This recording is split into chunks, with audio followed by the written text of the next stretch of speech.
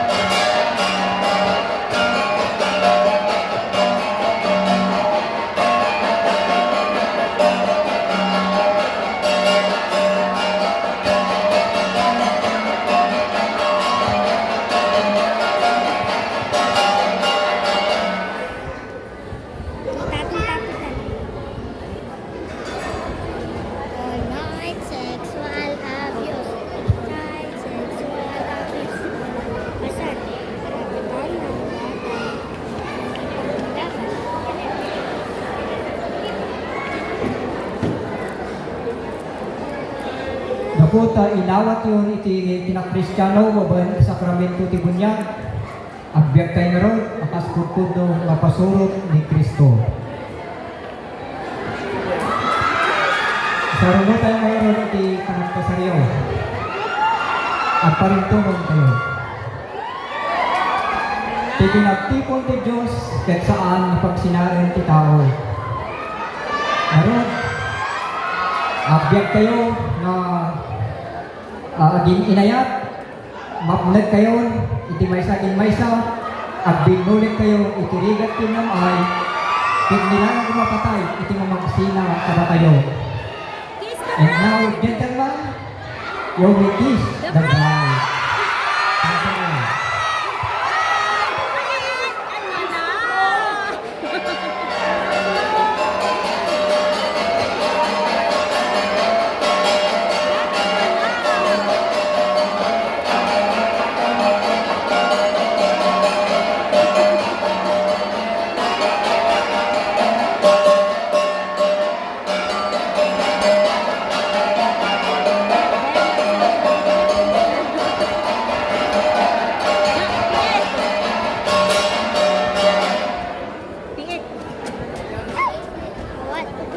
Sukatan kayo, tinagan iti lugaryo, iti konsepsyon, ipagpagapo tayo, iti patron tayo, may Immaculada Concepcion.